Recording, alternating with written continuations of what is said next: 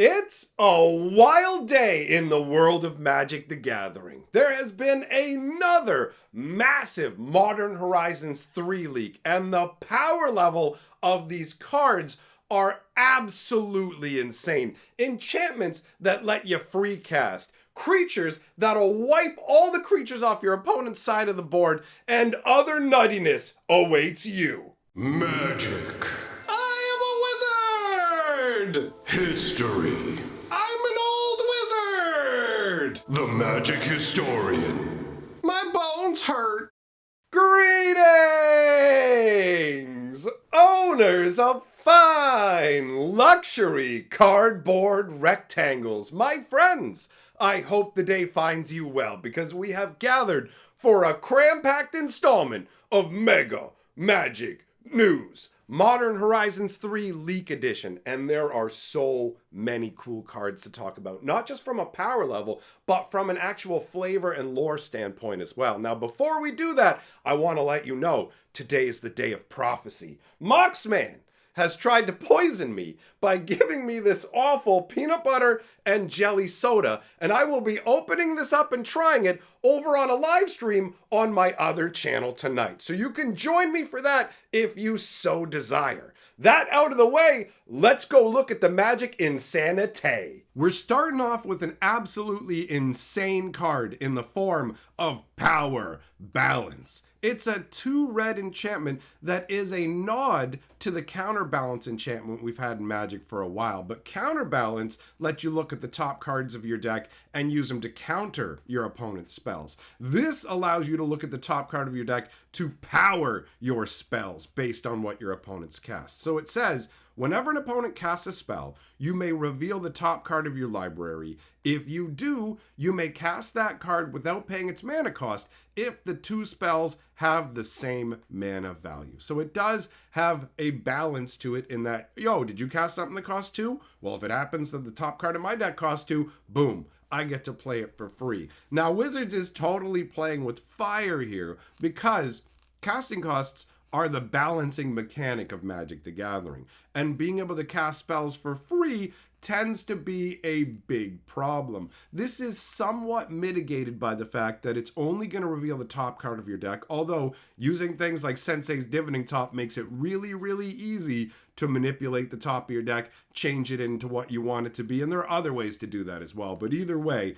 it's not too hard to manipulate what's on top of your deck, but it is reined in by the fact that you can't use it to get lands off the top. You can only cast spells, so at a certain point you might end up with a number of lands on top of your deck, which means even if you are manipulating the top cards, you're not going to have as many options. But I'm always leery of free casting spells because, like I've said many times, the entire balance of Magic is built on the casting costs, right? In terms of the flavor, it says for every action, a reaction. For every force, a firestorm. The idea of Magic that feeds on your opponent's magic and uses it to power your own is absolutely awesome. And this artwork contains one of my favorite concepts in Magic, which is the interplay between blue and red. Either ice or water magic versus fire or lightning magic. They really are counters to each other. You can have the heat power of the fire elemental magic burning away the water, or you can have water dousing fire depending on their relative strengths. But either way, they do have that duality where they work well together. And I mean, I ultimately feel like this artwork was originally supposed to be used for a counterspell, I'm guessing, where it shows the blue water magic kind of dousing out this fire blast, but it could literally be this fire magic feeding on the water magic. It is a very cool card that time will tell whether it's too powerful for Modern. My gut says this is a risk to make a card like this, but Wizards wants to shake things up. They want to get people building new decks, and Modern has been heavily power crept. Things like Lord of the Rings slapping their craziness in there, other Modern Horizon sets. Virtually every set that's created for Modern now brings in some big level power. So it remains to be seen how much of an impact this will have. After that, we've got Amphibian Downpour. I love this card conceptually. It is so cool. 1 blue and 2 for an aura with flash. It's got Storm, so you get to copy it for every spell that was cast before it this turn, and you get to choose new targets. So you can spread these auras all over the place. So this is an enchant creature that says, enchanted creature loses all abilities and is a blue frog creature with base power and toughness of 1/1. The concept behind this is that it's literally rain that turns anyone it hits into frogs. And the whole fact that it's a rain combining with the storm mechanic, it's a rainstorm that frogifies everybody. I love it. That feels like epic level magic. I love spells that make you feel like, yo, I'm a super powerful planeswalker. You can show up, summon these clouds. It starts to rain and maybe they're worried, oh no, is a lightning storm coming? But before they know it, bro, my body's changing. And how are you going to get out of the rain? You can see the dude in the artwork with the horrified mouth open, staring as his hand is turning into that amphibian flip-flopper, right? And his legs already gorked up, like feeling the physical change, getting to see the look as you're being turned into a frog. And the inevitability of it. You can't escape it. And once you're turned into a frog, are you just happily hopping around in the rain? Because you've lost all your abilities. So I presume that it affects you mentally as well, reducing you to the level of a frog. It's so cool. This is an awesome concept. Power level wise, I don't know, man. I don't know. You got to cast a bunch of spells, or I guess you could do it in response to your opponent casting a number of spells, and it just shrinks their guys down to 1/1s and takes away their abilities. So this isn't on the same power level as the card we just looked at, but the flavor on this card is through the roof. I love it when a card tells a story. This one absolutely does. After that, we've got White Orchid Phantom. 2 white for a 2/2 flying with first strike. That's straight up better than Thunder Spirit from Legends back in the day. But it also has the ability, when it enters the battlefield, destroy up to 1 target non-basic land. Its controller may search their library for a basic land card, put it on the battlefield tapped, then shuffle. Obviously, you're mostly going to use this ability to take out your opponent's best non-basic lands, and if they don't have any basics, then this is just straight up hose down. 2 mana for a 2/2 that also goes, yo, you lose a land. But also, in a pinch, you can say, wait a minute, I don't have all the colors of mana that I need. I'm going to destroy this non-basic land. I don't need as much to get one of the basics of the color I need. Now, that's not going to come up that often, but it does add to the card's versatility. The flavor text says, his oath required no service beyond death, but his honor demanded it. And you can see this spectral lion rider. This has to be a dude from Bant, right? Because Bant is where you have the knights that ride the lions, and also they have an honor-bound kind of system on their particular part of Alara. So this screams Bant to me. The idea of a spectral lion knight that can literally infuse your lands and destroy them, but replace them with a basic. It's like, is he transmogrifying the land? He just sorps in there and the towers all fall and it just turns into like a plains or a mountain or even an island. Conceptually, this is a very interesting card. And 2 mana for a 2/2 flyer for a strike that can smoke one of your opponent's lands feels really strong, just like from a gut level. Moving on, we've got Ripples of Undeath. This one's a weird one. 1 black and 1 enchantment. At the beginning of your pre-combat main phase, mill 3 cards. Then you can pay 1 mana and 3 life. If you do, put a card from among those cards into your hand. There have been a number of strategies that utilized filling your own graveyard and just going crazy with it. So this feeds into that, and it's only 2 mana to put out. But to get a card back using it, 3 life and a mana is a very steep cost. So I don't know. When I look at this one, I feel like it's on the weaker side, but it might slot into a particular deck where things get absolutely gross. And it does equal acceleration, right? You were giving up a mana and 3 life for extra card draws, but specific ones from the top 3 cards of your deck, which is not too shabby. The flavor text says, as the monster lay dying, it stared into the eyes of the human who slew it.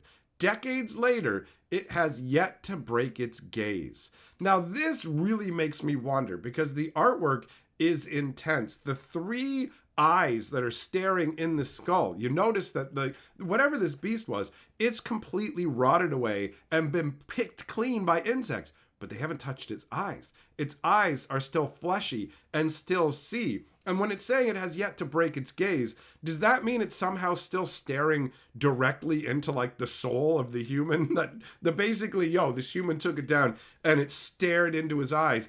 And then 20 years later, he can still see it looking into his eyes because he can't be standing there just transfixed by its gaze. I do like the fact that you mill 3 cards and it's got 3 eyeballs. So it's like you stare into its 3 eyes and it eats into your mind, but you can feed some of your life force into it and then gain the power that's reflected in those eyes, like one of your choice.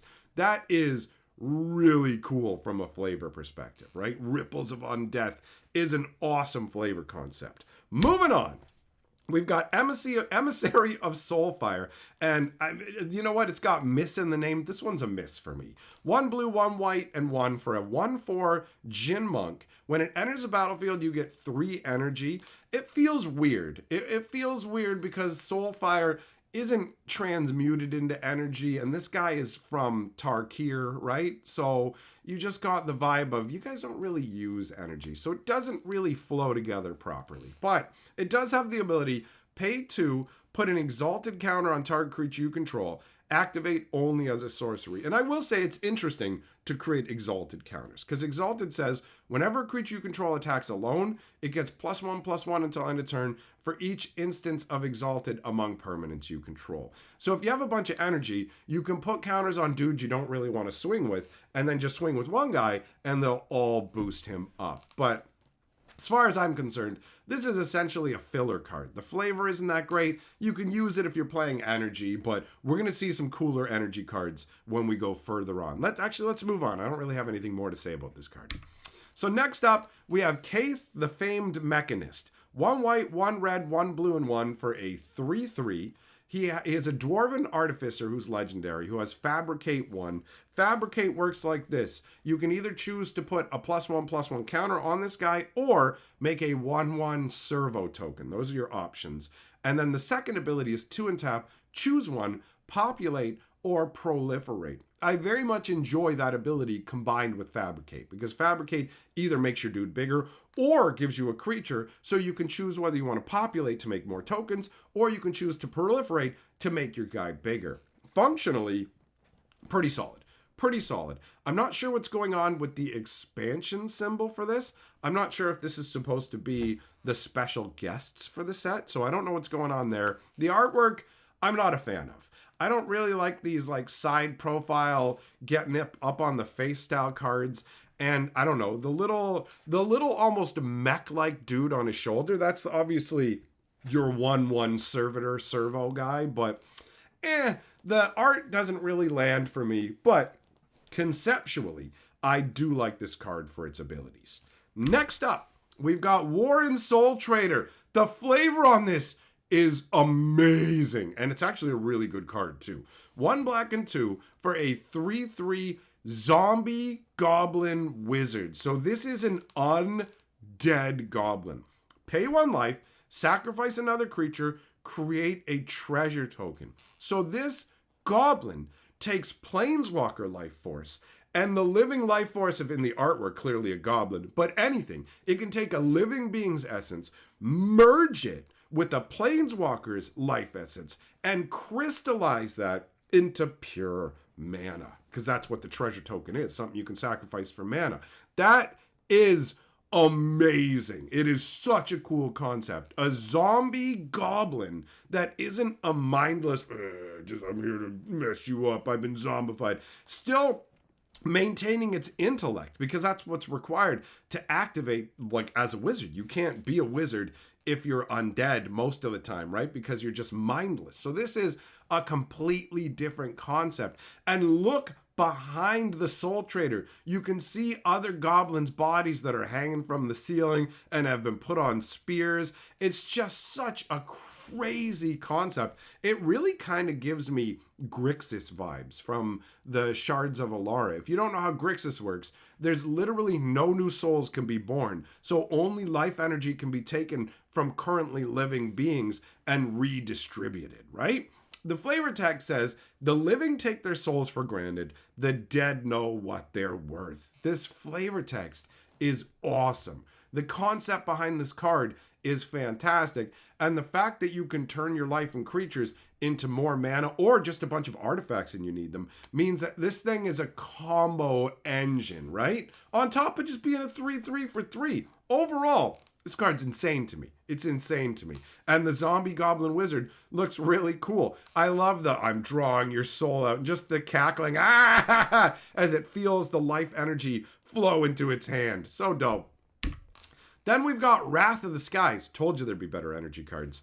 2 white and X for a sorcerer that says you get X energy counters, then you can pay any amount of energy, destroy each artifact, creature, and enchantment with mana value less than or equal to the amount of energy paid this way. So you can just use this as a huge board wipe, or you can use it as a smaller low-level board wipe, and if you have other cards that build up energy, you don't even have to pay a big X. You could just pay 2 white and just be like, yo, I got these other energy counters, feed it into it, and smash everything. The flavor text says, even the weather of Dominaria shifts to assail would-be invaders.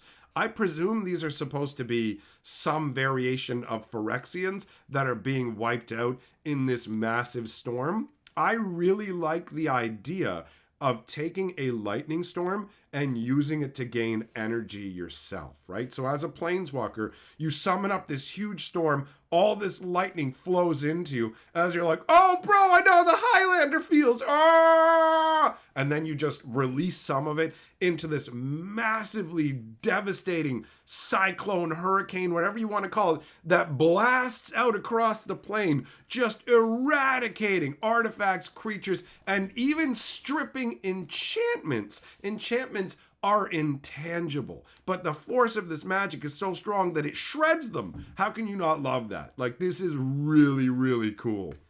Then we've got, speaking of cool, Ashling Flame Dancer. Ashling is a really cool character from the Lorwyn storyline. So, let's talk about the card first, then we'll talk about Ashling in the story. 2 red and 2 for a 4/4 legendary elemental shaman.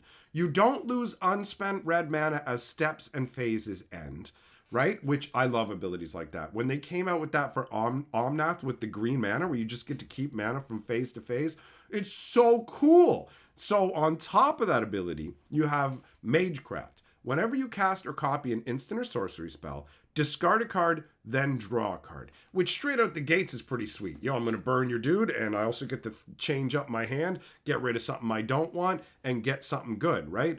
And then on top of that, pay attention to the fact that it doesn't say if you discarded a card, draw a card. So if the last card in your hand is an instant or sorcery and you cast it, you just get to draw a card. But it goes further than that. If this is the second time this ability is resolved this turn, Ashling deals 2 damage to each opponent and all their creatures. And if it's the third time, you add 4 red mana. So previous iterations of Ashling cared about how many times her abilities were activated. The first one got +1/+1 counters until she grew up to the size of 4/4, and then she would immolate everything around her, basically just removing the counters and burning everybody. The second iteration of Ashling was a 4-cost 4/4 that when it hits your opponent, they have to sacrifice a creature. And they represent the 2 sides of the Aurora, because Ashling comes from Lorwyn, and Lorwyn is a world that would have hundreds of years of day and hundreds of years of night. And the creatures on the world would be reflective of whether it's day or night. So in the daytime version of Lorwyn, the Flamekin have these big flaming bodies, they're flame elementals. On the night side of it, their flames are all gutted out and they're called cinders. But Ashling was known as the Extinguisher because she still had her flames. She didn't get extinguished by the Great Aurora. She was actually manipulated into melding with an elemental. She was on a quest to, at one point in her life, she was supposed to meet this elemental and merge with it. But Kolfanor had some plans that messed that all about, and she was forced into joining the elemental ahead of time. And as a result, she ended up as Ashling the Extinguisher for a while, but ultimately she ends up becoming free and still has the power of that elemental. And as far as I'm concerned, this is the final iteration of her after she stopped being the Extinguisher. I'm not sure if this was originally going to be Aisling the Extinguisher as the artwork and they just recolored the flames. But either way, this totally looks like the final step of Aisling, which we never got before. So this is just, on every level, extremely satisfying. It's a super powerful card that'll be fun to play with, and it's got the great story behind it. So, thumbs up on this one.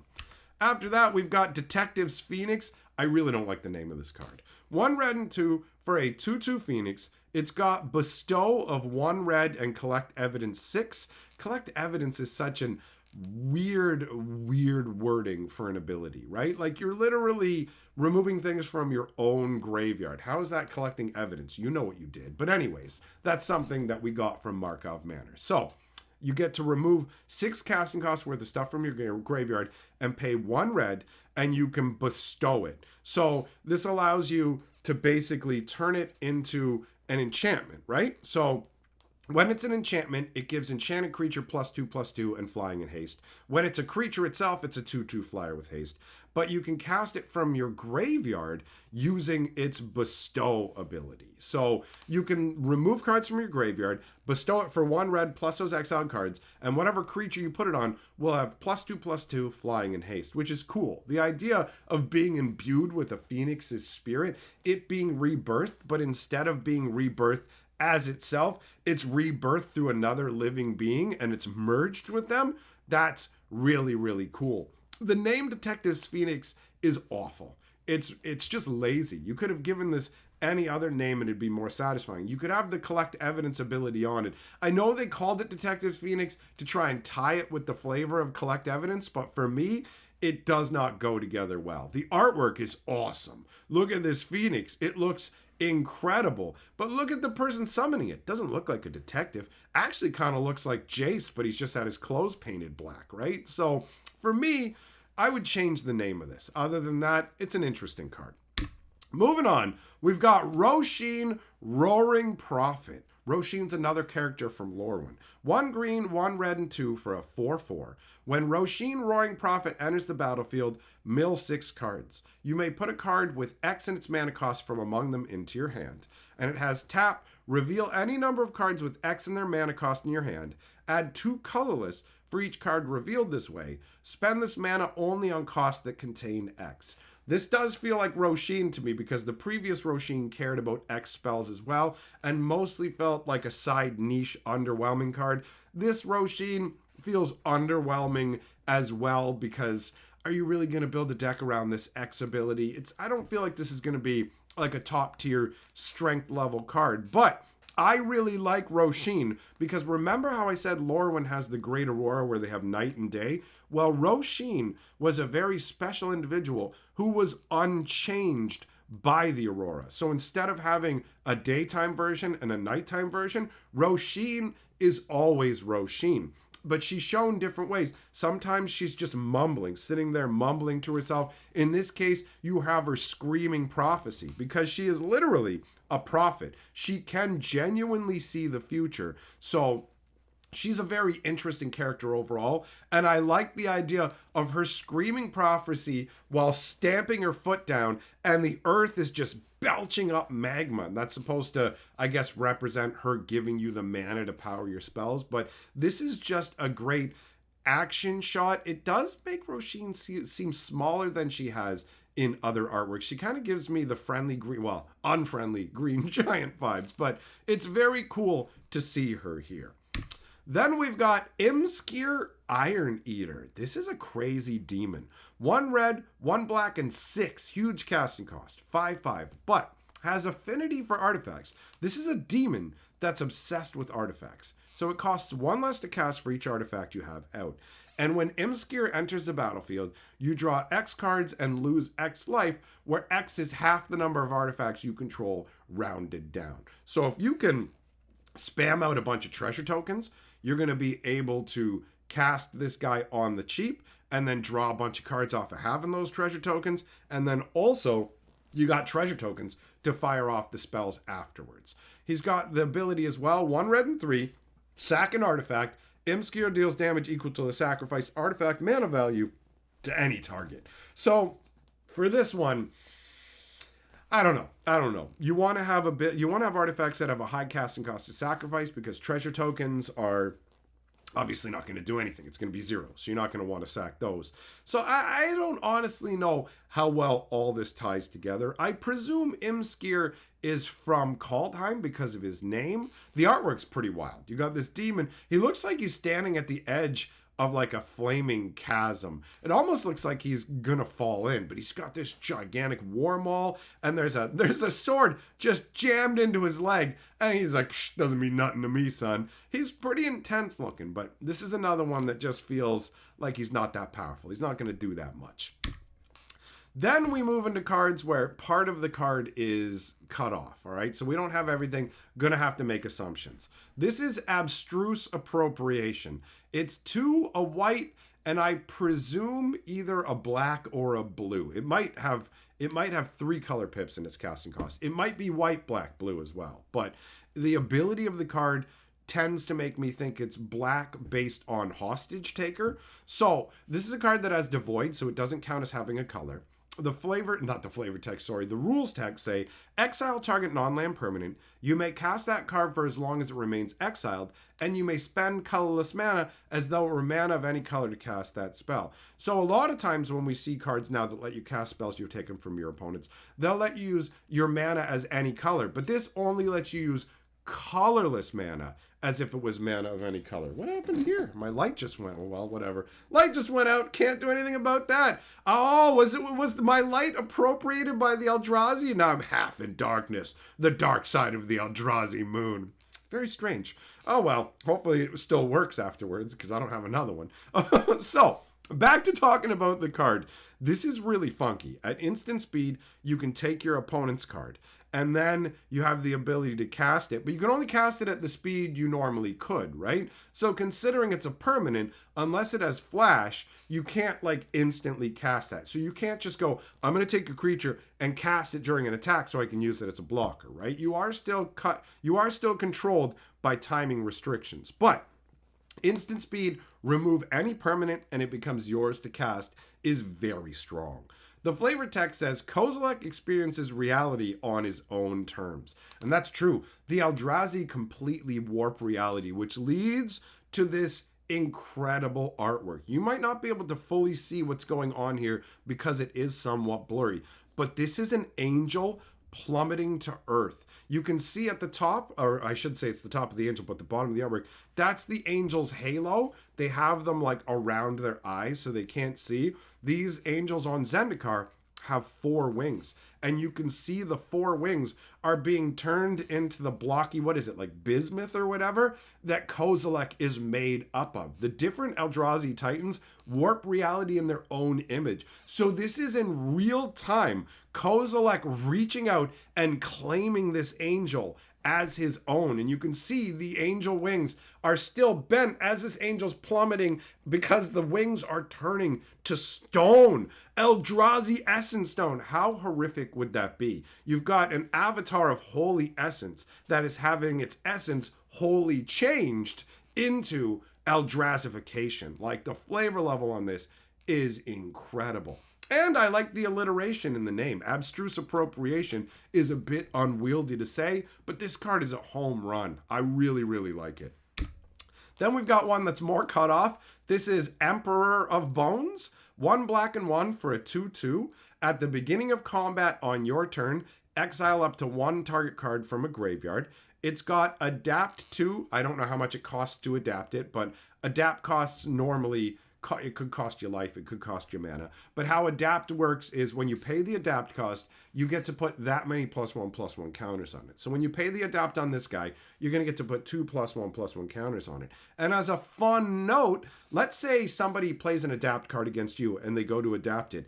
If you put a +1/+1 counter on their guy in response, it will stop the adaptability from going off, because adapt checks to see if the creature has +1/+1 counters on it, and if it does, the adaptability does nothing. And by that same token, that land we looked at in the last video, where you can move counters around, if you move the +1/+1s off of him, then you can keep re-adapting him. And he's got an ability that says, whenever 1 or more +1/+1 counters are put on Emperor of Bones, put a creature exiled with Emperor of Bones onto the battlefield under your control with a finality counter on it. It gains haste. Sack it at the beginning of the next end step. So the idea is, at the beginning of each combat, you're going to get to exile a card from a graveyard. You're going to want to target your opponent's creatures. Then you can adapt this guy, and you can use that to temporarily animate a creature from your opponent's graveyard, get it with haste, and it can swing, right? I mean, technically, you can do it with your own creatures from your own graveyard too. It doesn't have to be your opponent's graveyard.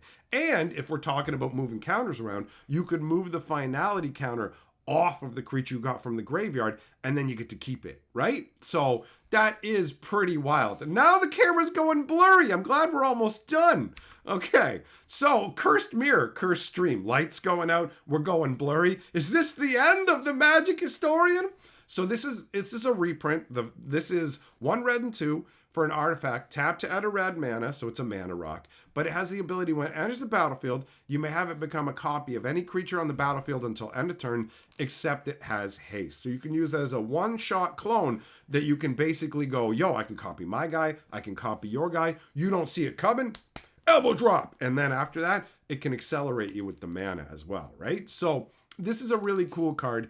I really like the artwork. You look into a mirror and a version of yourself reaches out and starts choking you out. That's old school D&D flavor, right? I love it. Mirrors and the whole watch out for spirits coming through them is an awesome flavor concept. After that, we've got Estrid's Invocation. This is the most interesting reprint that I've seen so far in the set. 1 blue and 2 for an enchantment that enters the battlefield as a copy of any enchantment you control, except it has, at the beginning of your upkeep, you may exile this enchantment. If you do, return it to the battlefield under its owner's control. So you can essentially have it keep coming back and have it change into different enchantments each turn. Or if you have enchantments that trigger when they come into play, giving you some kind of effect, you can redo it over and over and over. So up until this came along, we just had a spell that was copy enchantment for a blue and 2. This is copy enchantment plus, and it has some really cool artwork. The flavor text says, enchanters add layer upon layer of complexity to the world around them. Well, this is adding layers of complexity to copying enchantments. I just love the fact that you have the face up here and then the face down here that's copying it like that. And like, I just picture the hands, bam, going like this, and then that face flies towards you. It's just got such an intense vibe. I love it. Very cool reprint. And then we've got Junk Diver. 3 mana for a 1/1 flyer. When it dies, return another target artifact from your graveyard to your hand. Garbage in, treasure out. A perfectly serviceable reprint, but nothing to write home to your mama about. That wraps up all the spoilers for today. Hope you had a good time with it. I'm heading out, my friends. Big shout out to all my patrons. Thank you very much for supporting my channel. And I will see all of you, my friends, either in tonight's live stream over on my Hatcher YouTube channel or in the next video.